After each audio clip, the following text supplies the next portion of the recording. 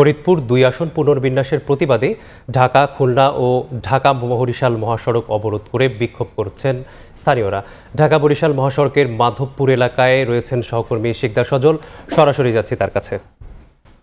সজল, ফরিদপুর ৪ আসনের যে ভাঙ্গা উপজেলার ২টি ইউনিয়ন, আলগী এবং হামিরদী ইউনিয়ন, এই দুইটি কেটে ফরিদপুর ২ আসনের অন্তর্ভুক্ত করার দাবিতে যেই প্রতিবাদেই কিন্তু আজকে এই তৃতীয় দিনের মতো এই ঢাকা, খুলনা এবং ঢাকা বরিশাল মহাসড়ক অবরোধ করে বিক্ষোভ করছে স্থানীয় এলাকাবাসী।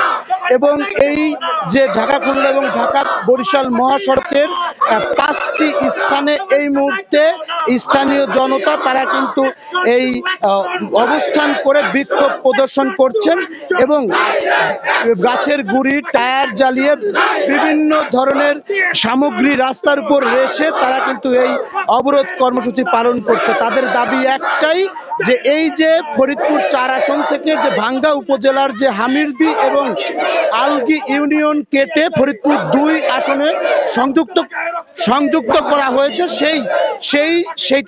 সেই ফরিদপুর ৪ আসন থেকে ফরিদপুর ২ আসনে সংযুক্ত করা হয়েছে। পুনরায় ফরিদপুর ৪ আসনে এই ইউনিয়ন দুটি সংযুক্ত করে গেজেট প্রকাশ করা না হওয়া পর্যন্ত কিন্তু এই আন্দোলন চালিয়ে যাবে তারা, এমনটাই কিন্তু বলছেন।